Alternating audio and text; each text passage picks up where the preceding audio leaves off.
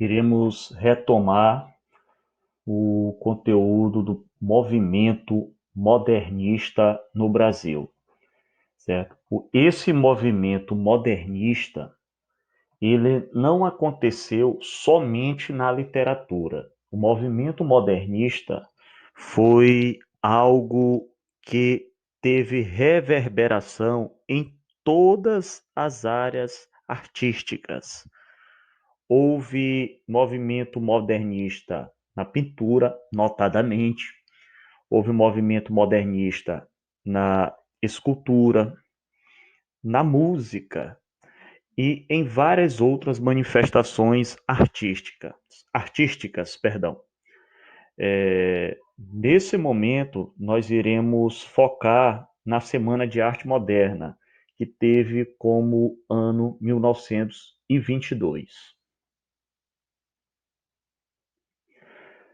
Nesse momento aqui, nós podemos visualizar um folder, digamos assim, ilustrativo da Semana de Arte Moderna, que ocorreu em São Paulo. Antecedentes. Eu, em outro momento, falei para vocês, em sala de aula, em aula presencial, que o movimento modernista ele sofreu uma forte influência de, digamos assim, de movimentos europeus, certo? Que ficaram conhecidos historicamente, literariamente, de vanguardas europeias. Em 1912, Oswald de Andrade chega da Europa divulgando ideias futuristas, que essas ideias futuristas, notadamente de Portugal, tiveram ali como ícone, digamos assim, um dos heterônimos do Fernando Pessoa, o Álvaro de Campos, que compõe ali um dos seus heterônimos, assim como Ricardo Reis e Alberto Caeiro, para falar dos três mais falados heterônimos do Fernando Pessoa, poeta português. Em 1917, temos a exposição expressionista de Anita Malfatti, artista, pintora, que recebe uma crítica de Monteiro Lobato, escritor muito conhecido por As Reinações de Narizinho, Sítio do Pica-Pau Amarelo, enfim, através do artigo Paranoia, Monteiro Lobato, ou Mistificação, que provoca indignação entre os jovens modernistas e pode ter sido, digamos assim, o estopim para que viesse a ocorrer a Semana de Arte Moderna. Claro que isso não foi o fator preponderante, não foi o fator principal, porque a Semana de Arte Moderna ela já estava há algum tempo em sentido embrionário, que só foi culminar, obviamente, em 1922. Mas as suas, digamos assim, as suas dores de parto, que se me permitem a metáfora, já vinham ocorrendo já há muito. Publicações Há uma Gota de Sangue em Cada Poema, do Mário de Andrade, Cinza das Horas, de Manuel Bandeira, Juca Mulato, de Menotti Del Pitta, Nós, de Guilherme Almeida, para citar algumas obras com forte influência modernista, mas que ainda havia resquícios e uma certa herança parnasiana, simbolista, romântica e, obviamente, como eu falei ainda há pouco, com pitadas modernistas. Porque o que foi esse modernismo, turma? Vocês sabem muito bem que o modernismo, ele, conforme os críticos, conforme a literatura acadêmica, o modernismo ele não é considerado uma escola literária, e sim um movimento, notadamente a primeira geração, um movimento de ruptura, de quebra desses padrões, notadamente parnasianos e simbolistas, de regras, de métrica e de perfeições.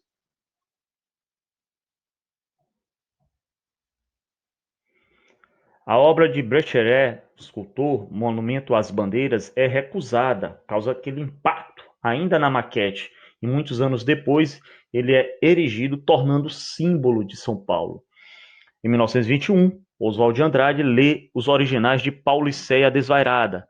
Aqui a gente vê nitidamente, obviamente, uma referência a São Paulo, como Pauliceia Desvario, de loucura, desvairada, e de Cavalcante expõe Fantoches da Meia-Noite. Aqui nós temos a obra de Brecheret, Monumento às Bandeiras, que causou inicialmente, ainda na maquete, como falei para vocês, uma certa repulsa, uma certa, digamos assim, uma consternação do público. Semana de Arte Moderna ocorreu nos dias 13, 15 e 17 de fevereiro de 1922 no Teatro Municipal de São Paulo. Aqui nós temos a fachada desse belíssimo teatro. Objetivo da Semana de Arte Moderna: destruição das velhas formas artísticas na literatura, como eu falei ainda há pouco, de escolas literárias, como o simbolismo e o parnasianismo, na música, nas artes plásticas. A Semana de Arte Moderna, a primeira geração modernista, ela tenta valorizar, notadamente, essa linguagem coloquial, próxima do povo, aquela linguagem colorida, espontânea, em que não há tanta preocupação formal e formalidade como havia nos poemas do parnasianismo. Paralelamente, os modernistas procuravam afirmar os princípios da chamada arte moderna, ou seja, da expressão, do sentimento. Por isso também nós temos o expressionismo, que é uma vanguarda europeia, certo? Onde ficou muito conhecido aquele quadro O Grito, de Edvard Munch. Não se sabe ao certo de quem partiu a ideia de realizar uma mostra de artes modernas em São Paulo. Contudo, há o registro de que, em 1920, Oswald de Andrade prometera para 1922, que era o ano do centenário da independência, obviamente 1822, 1922, uma ação dos artistas novos que fizessem valer o centenário, de uma coisa de afirmação, né? Independência do Brasil, ou seja, cortar vínculos com a colônia, Portugal.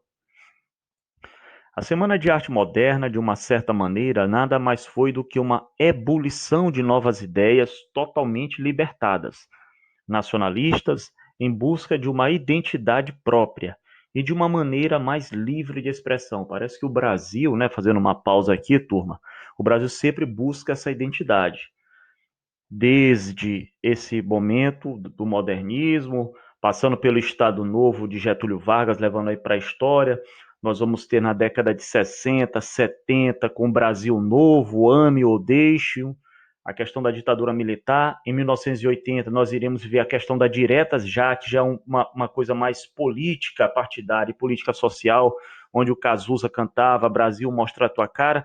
Então, essa identidade brasileira, esse verde-amarelismo, que teve um movimento também verde-amarelo, o movimento Pau-Brasil, que são o movimento ANTA, que teve esses movimentos modernistas que ocorreram no modernismo, é sempre essa busca por uma identidade, por uma valorização do que é nosso, dessa cultura. Esse movimento já ocorria, essas reminiscências elas ocorriam desde a época do romantismo, notadamente a segunda geração romântica, onde foi visto a questão indigenista, a valorização do índio, claro que um ufanismo exacerbado ali, hiperbolizado, digamos assim.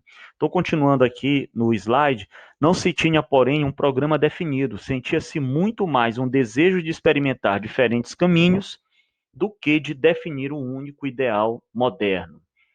Continuando a leitura, por meio de conferências, recitais, exposições e leituras, o grupo de modernistas manifesta a necessidade de se abandonar velhos valores estéticos. Que velhos valores estéticos são esses, professor? Rimas, métricas, versos decassílabos, AB, BA, ou seja, o soneto, a quebra, digamos assim, desses valores rígidos, fixos que haviam na poesia. Então, o modernismo vai de encontro a essas formas rígidas e fixas, por conseguinte, querendo criar coisas novas, mais espontâneas. Essa é a primeira geração modernista.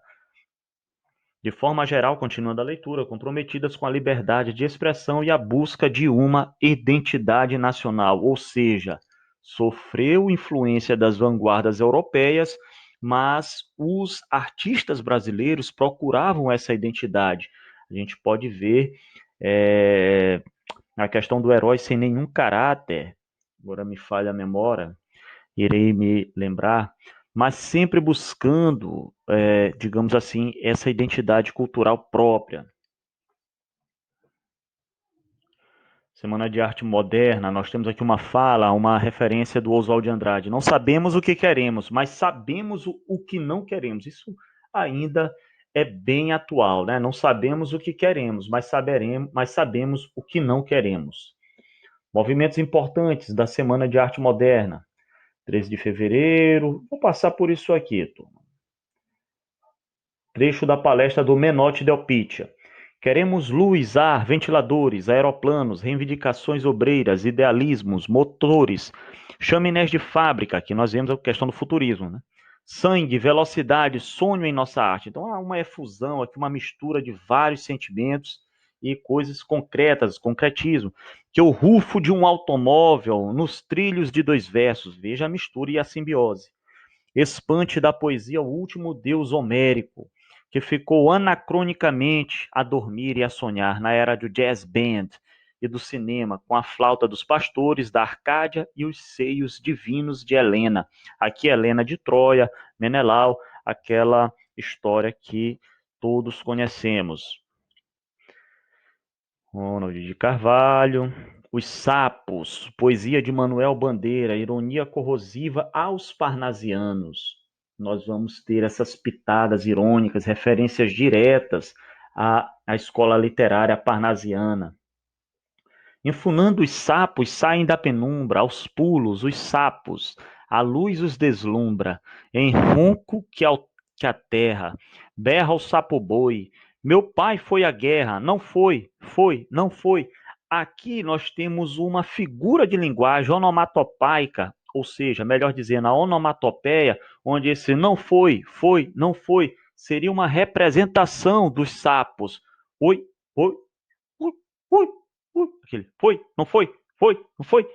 Então, o Manuel Bandeira, ele emprega isso aqui nesse poema. O sapo tanoeiro, parnasiado, aguado, diz, meu cancioneiro é bem martelado, vai por 50 anos que lhe dei a norma, reduzir sem danos a formas a forma. Então, uma referência clara, bem nítida ao parnasianismo. Em críticas céticas, não há mais poesia, mas há artes poéticas. Brada de um assomo o sapo tanoeiro. A grande arte é como o lavor de um joalheiro. Vede como primo em comer os hiatos. Que arte! E nunca rimo os termos cognatos. E nunca rimo, né? Não faço rima com os termos cognatos. O meu verso é bom, frumento sem joio. Faço rimas com consoantes de apoio. Cognatos, termos com mesmo radical. Frumento, o melhor trigo, joio, planta que prejudica o trigo. Ou bem de estatuário, tudo quanto é belo, tudo quanto é vário, canta no marmelo. Outros sapos pipas, o mal em si cabe, falam pelas tripas, sei, não sabe, sabe. Longe dessa grita, lá onde mais densa a noite infinita veste a sombra imensa. Lá, fugido ao mundo, sem glória, sem fé, no peral profundo e solitário é. Que soluças tu, transido de frio, sapo cururu da beira do rio. Participantes da Semana de Arte Moderna. Nós temos maranhenses, hein, turma? Literatura. Mário de Andrade, Oswald de Andrade, que embora tenham esse mesmo sobrenome, não tinham nenhum laço de parentesco. Oswald de Andrade, Menotti Del Pitta, Guilherme Almeida, Sérgio Millier. Música e artes plásticas, Anita Malfatti, de Cavalcante, para citar aqui as artes plásticas. Brecheret como escultor, Santa Rosa, Vila Lobos na música, Guiomar Novaes. A importância. Vista isoladamente, não deveria merecer tanta atenção. Os jornais da época, por exemplo, não lhe dedicaram mais do que algumas poucas colunas e a opinião pública ficou distante. Jornal sendo jornal, né, turma? Já falei para vocês em outras épocas como é que o jornal, o impresso, como é que a mídia funciona. Seus participantes não tinham sequer um projeto artístico comum. Unia-os apenas o sentimento de transgressão. Aqui no slide está dizendo liberdade, mas o sentimento era de transgressão, de transvaloração de valores, criação e de destruição. Destruição de valores parnasianos, simbolistas, e o desejo de romper com a cultura tradicional. Foi, portanto, um acontecimento bastante restrito aos meios artísticos, principalmente de São Paulo.